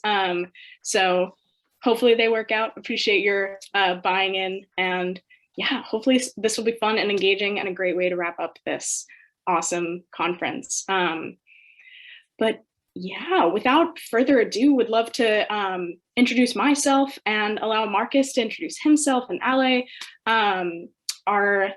So my name's Charlie, I use she, her pronouns. I'm a senior undergraduate student at Stanford, and I'm one of 3 student co-leads of the nationwide MCURC Fellows Program. Nyla is in this very moment cooking up some Disney magic with her role with, in her internship role with them over this year. So unfortunately can't make it, but we're gonna enjoy a fantastic video from her in a moment. But yeah, would love to turn it over to Marcus. Hi everyone, my name is Marcus and I use he, him pronouns. I'm along with Charlie, one of the co-managers here with MCURC, the Fellows Program, and I'm from University of Washington, Seattle, and I'm a public health and global health major. Awesome. And we're so delighted to also hear a shout out from Alejandra, who was a former fellow and now is taking up the charge of recruiting and leading and inspiring other fellows in her role at UT Austin. So Ale, if you'd like to introduce yourself. Yeah, hi everyone. I'm Alejandra Marquez. I'm the Sustainability Coordinator at UT Austin, and I'll be talking about my past experiences as a fellow. Let's jump right in. We got a new slide. Slides are transitioning like they should be. Awesome. They are. Yeah, just a brief run through of what we're going to be going through today, introducing ourselves, sharing about what the Fellows Program is and how to start one if you don't already have one. We're going to hear from Nyla, an incredible presentation showing her inside world into being a Culinary Institute of America student and that of her peers and friends and supervisors. We're going to hear from Ale about her journey from participating in the Fellows Program to really helping shape what it could become into the future. And then we're going to go over what the fellows are working on in 2022 and the magic being shaken up in the dining halls, in the kitchens, in the dorms. So yeah, here's us. It's a pretty powerful squad. Marcus, Nyla, and myself are leading the Fellows Program, and we're going to hear from Alejandra. Checking out the chat. Yeah, I would love to turn it over to Marcus to just give a broad level overview of the Fellows Program, what it is, and some numbers behind it. Yeah, so over here on this slide, we have some brief information about what our fellow program is. So the Fellows Program is generally pretty new. It's only 3 years old. Along with the number 3, we have 3 co-managers here in this, and we cover 11 campuses spanning 7 states and 2 countries, total being the United States and the UK. We have a total of 20 active fellows, and 18% of MCURC campuses are here. Some example of projects that go on are the Faith and Fat, which was a recent one that finished, and also the climate labeling study, which is still going on to this day.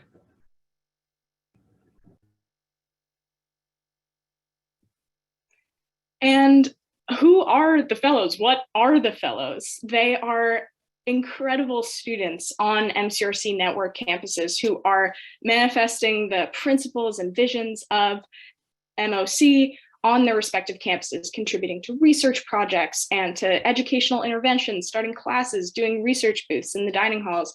And who are these students? They're fresh, they're sophomores, they're seniors, and they're graduate students. So all across the spectrum of undergrad and grad is possible to participate in the fellows program. And we just wanted to spotlight briefly what paths these students are studying, because students bring so much of their external experience from their own food experiences in their entire lives, their extracurriculars, but also their academic paths. We have engineers, environmental sciences, sustainability majors and graduate students, business students, food science students, culinary students, people studying fields of economics and medicine that are inevitably going to intersect with the work they do through MCURC, and thinking about how food systems work and thinking and interventions can so critically impact a student's career path in pivotal ways. It's exciting to think about how MCURC will influence where students take these incredibly powerful skill sets.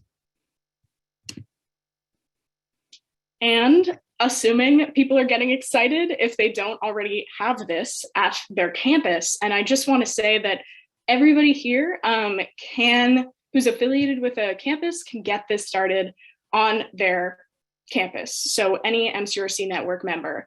So how do we get this going? So classic pathways that we've used to start a fellows program is if there's a pre-existing dining services or sustainability internship or network of student employees who work at the dining halls, intern could be who's already within those programs could add MCURC fellowship to their role and responsibilities as best suits the needs of their supervisor and the student's own capacity, or when the next round goes out to recruit interns, MCURC can be added to that job description.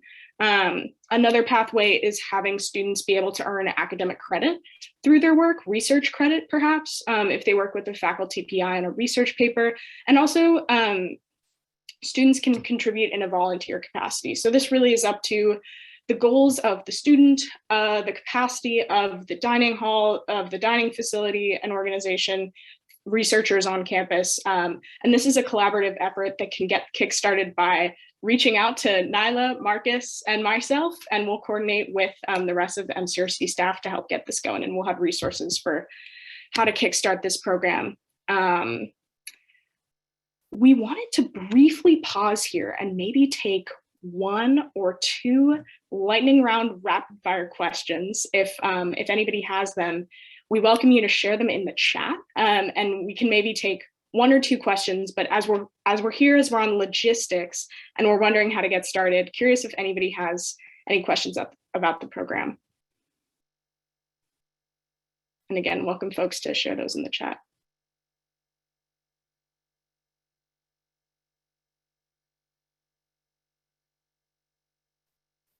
Ooh, great questions. I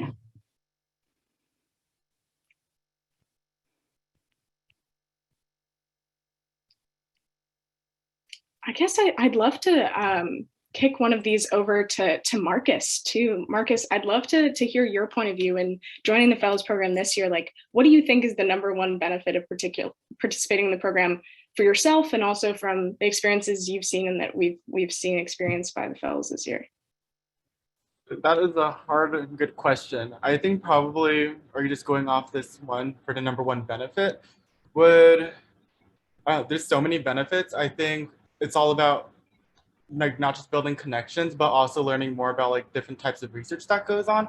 And because in MCURC, we work like collaboratively with other universities, that's not something you're really gonna get in your own like small university through other research programs that happen. So being able to go and look at not only current research that's going on, but past research and how we can take those and really develop them into your own schools and their own dining halls is something that's a really large benefit, because you're just not going to really get that anywhere else like you are with MCURC. So that for me is one of the largest benefits about being here. I totally second that verbatim, but in what I would put as far less eloquent and powerfully words, as Marcus did. Yeah, seconding that point. And yeah, jumping into a more logistical question, maybe this will be the last one we take for this moment, and then we'll loop back at the end if there's additional time. But the question, what's the best way to recruit students? Fantastic question, and it really depends on which of these 3 or other pathways you take. If it's already built into the infrastructure of a dining services internship, this may be outreach to existing students already participating in that role and seeing who would be interested in taking on additional MCURC responsibilities and shifting their role to accommodate those. Or it could be a formal application that is sent around to the entire campuses, like come join. At Stanford, we have R&DE, and then part of the food internship role could be MCURC, as it is here.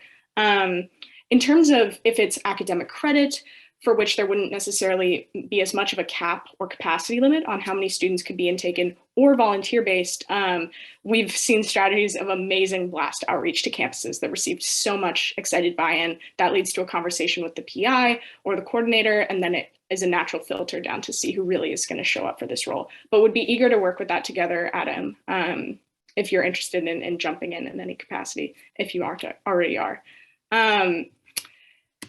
We hate to circumscribe this conversation, but we're going to, because we got more. Really eager to share Nyla's video. I'm gonna do like a momentary screen transition, so wish I had like Jeopardy music. Thank you, Sophie. Anyone can join in, it's a chorus. Don't worry, I'll save you. We got it. We only had to do one round. Oh, let me stop my share and optimize for video. Optimize for video clip. Google Chrome share. Does this look okay? Looks good. Let's see how it goes. It's loading. I'm Nyla.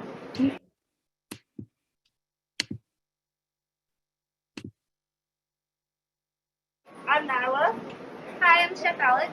And welcome to the Menus of Change Kitchen. So we just want to give you some perspective as to what it's like to work in the Menus of Change Kitchen on a daily basis. I'm currently an MCURC co-fellow manager, and I just want to give perspective as to what the Fellows program is and what Menus of Change means to me. So this is where we do service every day, and all the dishes that we aim to produce are focused on the Menus of Change principles. So we aim to make globally inspired, plant-forward dishes, and a lot of the time we have students from our classes that we work with bring in their own family recipes, and we'll modify those to make them vegan, vegetarian, and basically share the diversity that we have through the food that we make. We try and utilize all the ingredients that we have in our walk-ins and our refrigerators so that there's limited wastage on campus. Hello, my name is Alexandra Sarabelli, and I'm the chef of the Menus of Change Kitchen. The Menus of Change Kitchen creates healthy, craveable, colorful, plant-forward meals for our students while also mitigating waste on campus. Our menus provide complete plant-based nutrition, including complete proteins, absorbable iron, healthy fats, and phytonutrients. All of our meals are made with a vegan foundation and built upon and modified to cater to diverse needs of our student population. This includes religious restrictions, allergies, and lifestyle choices. The Menus of Change Kitchen is a think tank environment that engages our students in plant-forward menu initiatives, food recovery, and infuses a positive kitchen culture that advances healthier, more sustainable, and delicious menus among our students. Our kitchen encourages students to input their own perspective and food stories into our menu development. This inspires kitchen confidence by giving students a platform to share their unique food story and truly leverage globally inspired plant-forward culinary strategies amongst our community here. My name is Janani Venkataraman, and I'm an applied food studies student. I'm working with Menus of Change as a part of my applied food studies project. So I came up with this menu today, the ratatouille with rice and chickpeas. The inspiration behind this dish was just using things that were already in the kitchen since we're closing for the holidays. I had a lot of miscellaneous vegetables like squash, peppers, and mushrooms, which I put together with some fresh tomatoes and made a ratatouille. It's served over rice and garnished with crispy chickpeas. some of the sauces that we're using for today are leftover sauces from the previous few days from other dishes. And yeah, that's the dish. Hello, my name is Anderson Quito. I've been working with the Menus of Change. I've been working with Chef Alex this past few months, and it's been very fun and very helpful for me too, because we come up with new recipes every day, and we help each other and just like bring new ideas every day. Our kitchen story is represented through our Instagram at Easy Being Greens. We use this platform to share our events and post pictures of our dishes, which highlight the Menus of Change principles. Here we have a carrot crostade, coconut tembleque, and baklava, which were prepared for students for our Menus of Change Club event. Now you can see one of my favorite dishes, nam ban chok, a hearty Cambodian noodle dish which is filled with vegetables, various lentils, and coconut milk. We also have our popular bao buns and empanadas, which are made with a variety of vegetables and surplus ingredients. Our take on japchae, a Korean noodle dish, showcases our fan favorite fried mushrooms, which are coated with a coconut milk-based batter. We also had an event featuring South Indian food. I worked with students to bring in our family recipes to make dosas and homemade chutneys. All of these dishes make use of excess ingredients and also represent various Menus of Change principles, including celebrating cultural diversity and discovery, leveraging globally inspired plant-forward culinary strategies, utilizing whole and minimally processed foods, thinking about produce first, moving legumes to the center of the plate, reducing processed sugar and salt, and designing health and sustainability into operations and dining spaces. Here are some pictures of our amazing students and student workers that I have had the pleasure of working with over the years. The Menus of Change Kitchen is constantly growing, and we are looking ahead to this next semester. We have finished our climate labeling study and are working on analyzing those results. We are continuing our operation in our main dining facility at the Egg, but we hope to expand and serve more students at our teaching kitchens. In addition, we are working to grow the Fellows program at the CIA. If you'd like to reach out, please don't hesitate to email either me or Chef Alex. And to stay up to date, follow us on Instagram at Easy Being Greens.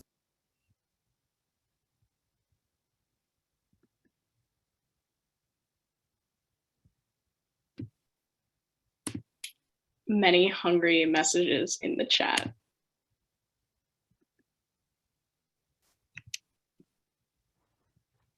And we're back to our presentation. Yeah, totally second that.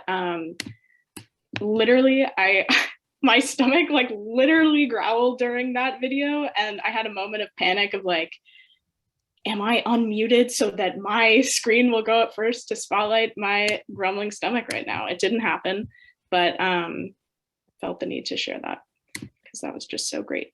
Ali, so excited to hear from you and your story. Thank you. Yeah, that video was amazing, and I'm really hungry now.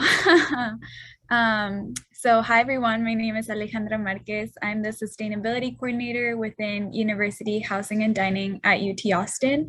And if it sounds like I'm near a fountain, we have a hydroponic grow rag right in the office, which is doing its thing right now. So just FYI.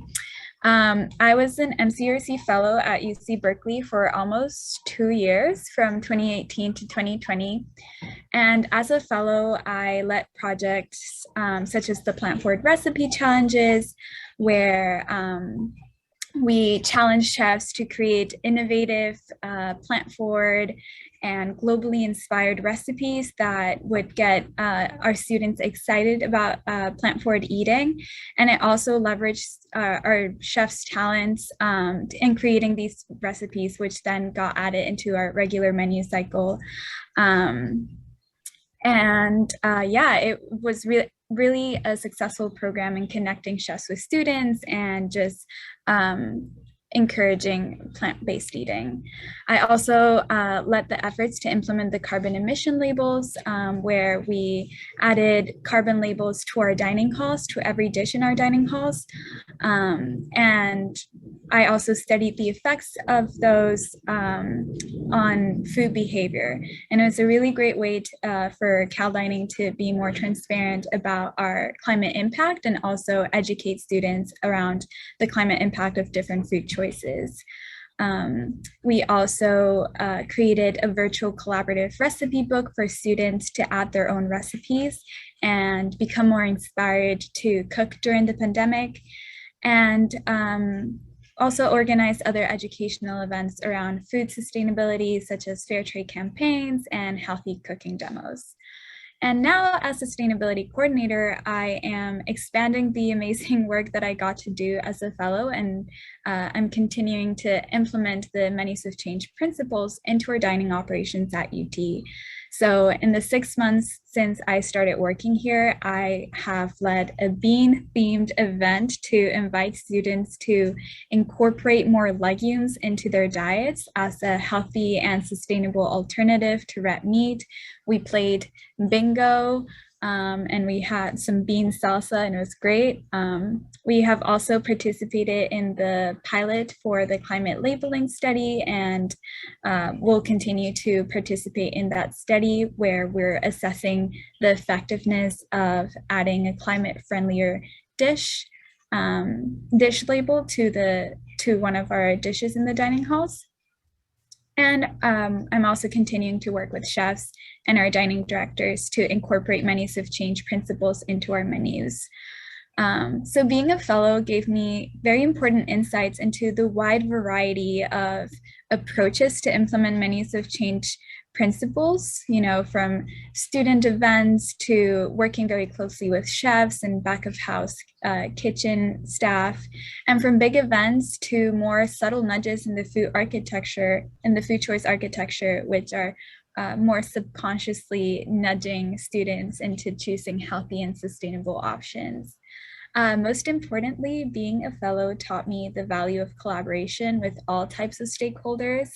I was able to not just collaborate with peers from other universities across the country, which was amazing, but I also learned to collaborate with chefs and with dining staff and dining directors, all of whom had very different perspectives from my own and who taught me a lot.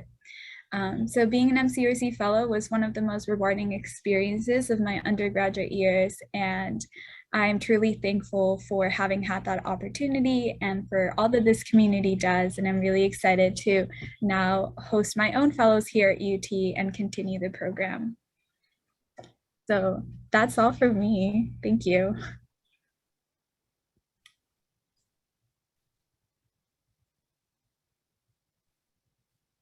So things to look forward to for our next year for 2022 are we have a few projects going on, and that's Brian's Food Savvy Fridays at University of Michigan, Praveen's Burger Emissions Posters Intervention at UT Austin, and Berkeley Fellows Plant Forward Recipe Challenges. And UC Davis, their fellows are also joining the climate labeling study, and Rutgers Fellows Nutrition Factor Fiction. To go into a little bit more detail on a few of these, for the sake of time, is the Plant Forward Recipe Challenge, which we briefly mentioned before, is this. The chef's challenges are to make a meal highlighting a local or sustainable ingredient and have a signage about the chef's background, which I personally think is really cool. And I think all places should have, because you should know where your food's coming from.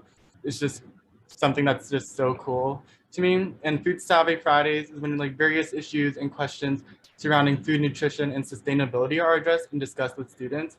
And it helps get people's mind like going, because thinking about what exactly is like these questions that you may not be like asking yourself, but having these posed here is a good opportunity for students to be able to see, maybe think a little bit more about stuff that isn't really like a forethought. And for the climate labeling study, which is another one with UC Davis, as they are currently going to be, they're joining the climate labeling study to go ahead and figure out like more things about emissions and to make sure that we're focusing on sustainability. So those are a few highlights that we have from ongoing projects that you can look forward to in this upcoming year.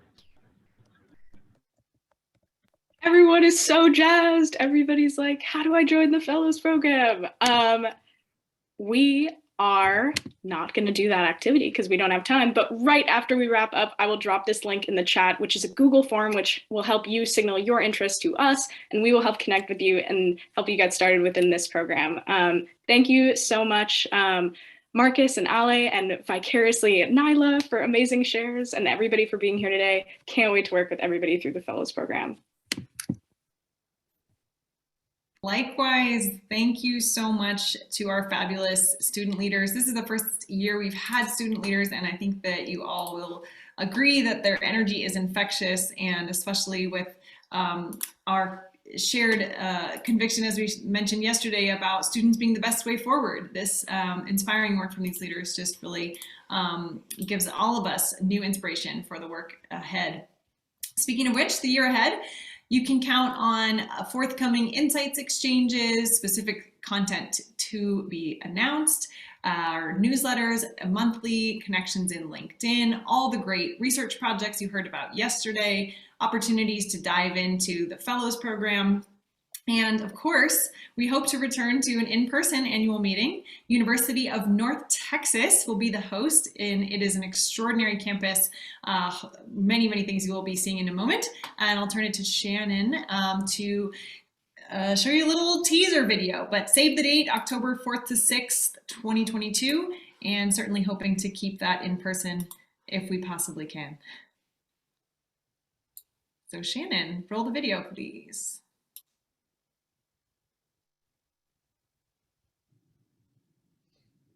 Oh,